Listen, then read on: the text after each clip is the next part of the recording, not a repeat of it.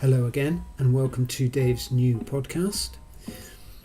One of the joys of being able to access iPlayer and YouTube these days is that you can revisit so many old songs that you used to know and love when you were growing up.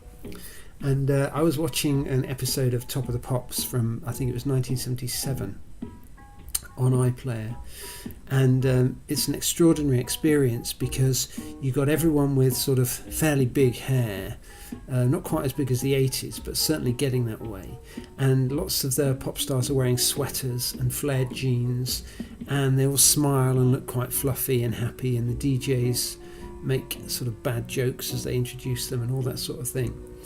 And then suddenly you get the Jam, and the Jam were this strange arrival on Top of the Pops because they didn't have that big hair and they didn't wear the nice cozy sweaters and they didn't smile and look all benign and happy. They came on with their, skin tight suits and their laser thin ties, and they were spitting, and not physically spitting like the Sex Pistols or anything, but they were Paul Weller spitting out his words, and his frustration and his anger against the system is just a complete shock to the system after you've watched 20 minutes of the likes of Brotherhood of Man and that sort of thing. And when I was watching it, I was thinking, that's what it must have been like when Jesus came on the scene. He goes into the wilderness for a while, which is his time of transition. And he spent, probably 15 years as a carpenter builder, stonemason, metalworker kind of character. Worked with his dad, and then at some point his dad died, so maybe he inherited the business, then passed it on to his brothers. But he takes some time out, and that's quite understandable because he is going to appear on the scene in some ways as punk appeared on the pop scene. He's not necessarily going to come out all spitting and angry and swearing as the punk rockers did, not at all. But he is going to look completely different to anything that has gone before. He is going to be jamming a stick in the spokes of his society. And he needs time to prepare for that. He needs time to consider how he's going to deal with that, because other people will want to shape him, they'll want to manipulate him. He will be grabbed by a lot of people who will be very happy to see him.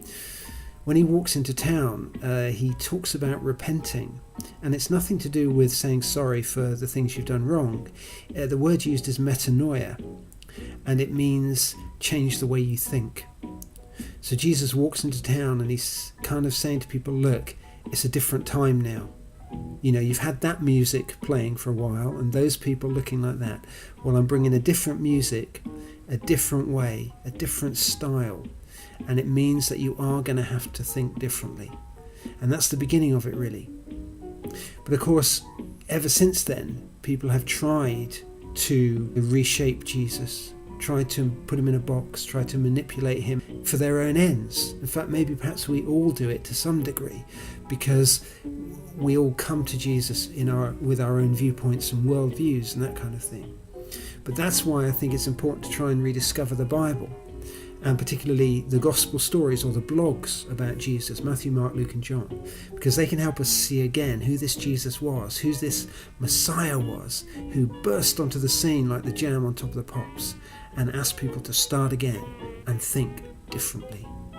Thanks very much for listening. That was Dave's podcast.